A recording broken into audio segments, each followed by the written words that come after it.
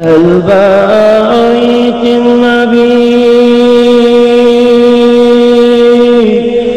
يا أهل الصفاء والمناجاة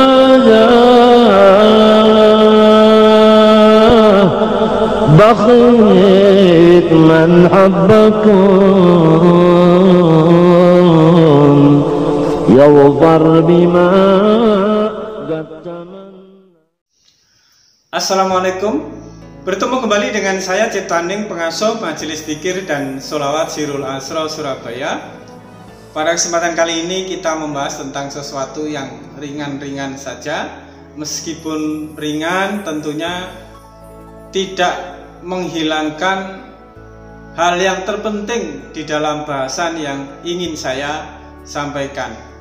Banyak sekali yang bertanya kepada kami, kenapa ya Tat, orang-orang yang belajar makrifat kok mereka tidak pernah lagi menjalankan syariat seperti yang dicontohkan oleh junjungan kita Nabi besar Muhammad Sallallahu Alaihi Wasallam. Justru diantara mereka cenderung mengaku sebagai Allah, sehingga minta dilayani, minta diprioritaskan, minta dimuliakan, minta dihormati, dan kemauannya serba ingin dituruti dan cenderung memaksakan kehendak di tengah masyarakat, di tengah kelompok, dan di tengah-tengah komunitas sosial yang lainnya. Hal ini terjadi karena mereka hanya mengenal Allah. Dia hanya mengenal satu nama dari sekian banyak nama yang tidak terhingga, dari sekian banyak huruf, dari sekian banyak sebutan yang tidak terhingga di dunia ini. Mereka hanya mengenal satu nama dari 99 Asmaul Husna, yaitu Allah. Ingat bahwa Allah itu adalah Asmaul Husna, 99 jumlahnya, dan salah satunya adalah sebutannya, asmanya Allah itu sendiri. Seseorang yang menyebut Allah, seseorang yang mendekati Allah, mereka akan bertemu dengan dua ego. Ego dirinya sendiri dan ego daripada Tuhan atau ego daripada Allah itu sendiri. Yang menjadi masalah adalah diri kita sebagai manusia kadangkala tidak bisa membedakan mana ego Tuhan yang ada di dalam diri kita, mana ego kita yang ada di dalam diri kita. Sehingga di dalam kita berkata-kata, seringkali kita tidak bisa membedakan perkataan kita ini terjadi karena dari ego Tuhan atau didorong oleh ego kita sendiri. Begitu juga di dalam setiap perbuatan yang kita lakukan. Perbuatan yang kita lakukan itu berasal dari niat yang didorong oleh ego Tuhan atau didorong oleh ego kita sendiri. Karena sugesti atau menurut cerita yang berkembang di masyarakat kita, pemahaman-pemahaman yang berkembang di dalam masyarakat kita, apabila seseorang itu menyebut Allah dan yang disebut Allah itu konotasinya, artinya macam-macam. Ada yang mengatakan itu sebagai Tuhan yang di arsy, yang di langit tingkat 7. Ada yang mengatakan juga dia yang meliputi segala sesuatu, segala wujud, segala keberadaan. Ada juga yang mengatakan bahwa Allah itu yang lebih dekat daripada urat nadi atau urat leher manusia itu sendiri.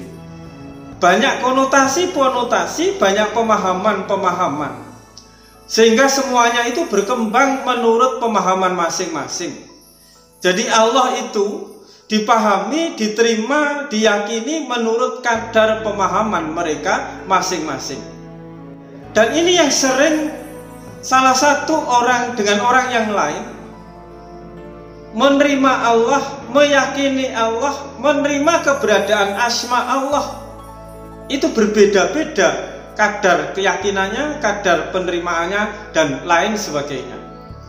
Begitu juga di dalam menyadari, di dalam memahami, meyakini Allah di dalam konteks ilmu, hakikat, dan ma'rifat itu sendiri. Segala sesuatu dari Allah, sifat, asma, af'al dari Allah, semua wujud, semua keberadaan dari Allah. Kalau kita hanya sekedar membaca tanpa diuraikan oleh seorang guru, maka yang terjadi adalah diri kita akan mengakui bahwa tidak ada aku yang kecil, yang ada hanya Allah. Sehingga tanpa sadar kita mengakui bahwa diri kita itu adalah Allah. Karena tidak mengetahui dan tanpa menyadari bahwa dirinya telah mengaku Allah, maka pikirannya berkembang, nalarnya berkembang, egonya berkembang, nafsunya berkembang. Setelah semuanya semakin besar, semakin tumbuh perkembangannya, maka lama-lama dirinya akan menyatakan diri sebagai Allah, lalu tidak perlu lagi sholat, tidak perlu lagi bersilaturahmi, tidak perlu lagi mempunyai akhlak yang bagus, akhlak yang indah, seperti yang dicontohkan oleh junjungan kita Nabi besar Muhammad Sallallahu Alaihi Wasallam. Hal itu terjadi karena mereka sudah meyakini telah sampai kepada Allah, telah mengenal Allah. Padahal pengenalan dia hanya sekedar membaca, hanya sekedar meyakini, hanya sekedar memahami, tetapi tidak pernah masuk lebih dalam untuk menyelam keberadaan Allah itu sendiri. Maka di dalam ilmu ma'rifat, di dalam proses kita untuk mengenal Allah, sesungguhnya kita tidak hanya mengenal satu nama, yaitu Allah, tetapi ada 99 asmaul husna yang harus kita baca, yang harus kita kenal, yang harus kita sebut di dalam kehidupan kita. Karena yang dinamakan Allah adalah yang juga disebut Ar-Rahman dan Asy-Syabbur. Coba kita merasakan bahwa yang meliputi diri kita ini, mulai dari nama kita, dari sifat kita, segala sesuatu yang kita lakukan di dalamnya, semuanya adalah merupakan daya dan upaya daripada Allah. Pengetahuan ini seharusnya tidak membawa sebuah pengakuan bahwa diri kita itu adalah Allah. Jangan kita tarik Allah itu di dalam pengakuan kita. Cukup Allah itu kita tarik di dalam rasa kita. Apabila pengakuan itu muncul, maka akan disertai ego, akan disertai dengan pembenaran-pembenaran, akan disertai dengan pengakuan-pengakuan, dan ini yang menggelincirkan diri kita. Pengenalan kita bahwa sifat kita, asma kita, semua itu bersumber daripada Allah, itu cukup menjadi rahasia di dalam hati kita. Jangan sekali-kali kita nyatakan, dan apabila kita nyatakan, maka yang ada adalah ego, yang ada adalah pengakuan. Lalu kita butuh pembenaran, butuh pengukuhan, butuh pengakuan, dan lain sebagainya. Setelah kita memahami bahwa Allah lah sebagai sumber sifat yang ada di dalam diri kita, sumber nama yang ada di dalam diri kita dan dijadikan rasa rahasia di dalam hati kita, maka langkah selanjutnya adalah kita mencoba mengenal apa itu Ar-Rahman, apa itu Ar-Rahim, apa itu kasih, dan apa itu penyayang, apa itu pemurah, dan apa itu pengasih. Maha kasih atau maha sayang, yaitu Ar-Rahman dan Ar-Rahim tadi. Coba kedudukannya di mana di dalam diri kita.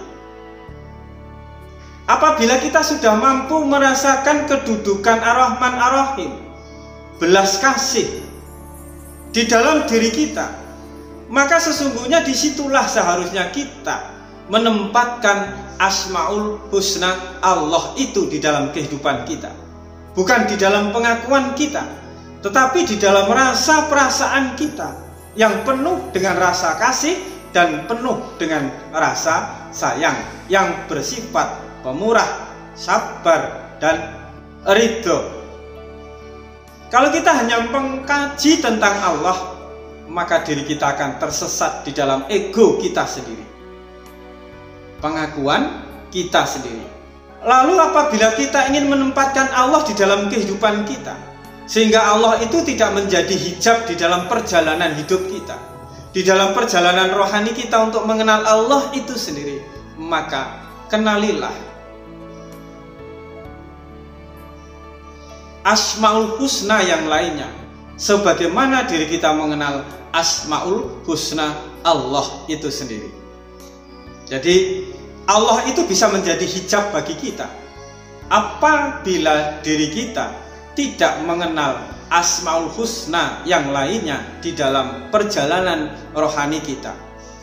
Kita meletakkan Ar-Rahman Ar-Rahim di dalam rasa kita, bukan di dalam lisan kita, bukan di dalam pengakuan kita, namun di dalam rasa dan hati kita. Sehingga begitu juga kita meletakkan Allah di dalam diri kita, sehingga Allah itu tidak menjadi hijab bagi diri kita sendiri.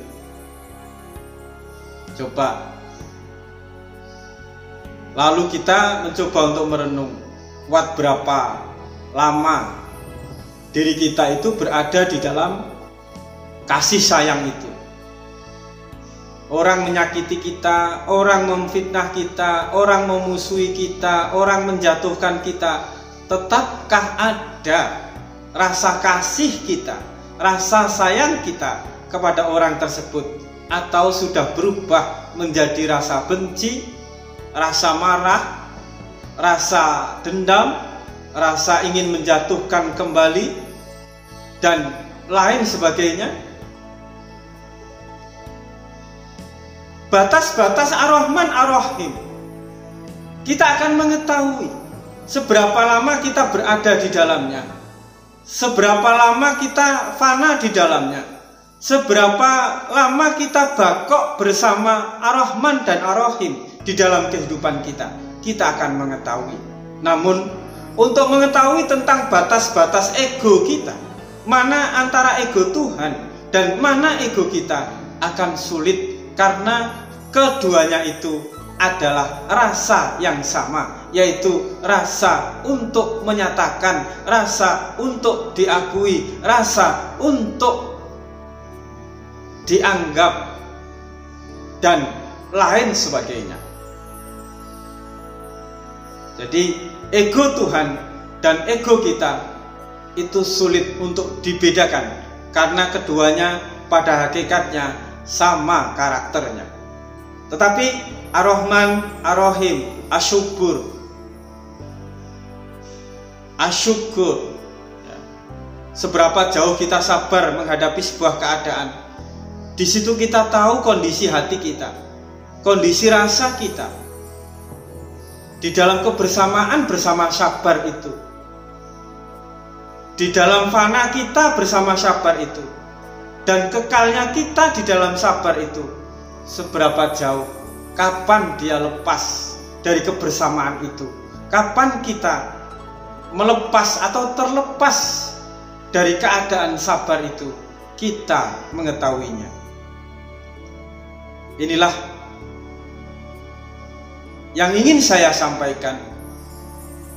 Sesungguhnya kalau kita ingin mengenal Allah, maka kenallah 99 Asmaul Husna, barulah mengenal Allah secara utuh, secara kafah, bukan Allah dalam bentuk ego, baik itu ego Tuhan maupun ego kita, dan itu akan menjadikan hijab di dalam perjalanan rohani kita.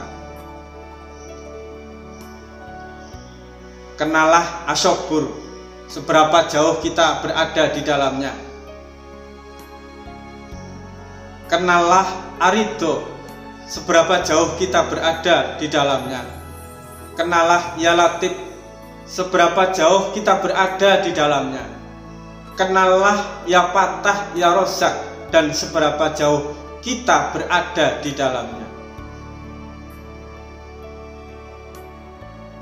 Jadi marilah kita renungkan, sesungguhnya di dalam diri kita mengenal Allah tidak mengubah diri kita menjadi Tuhan.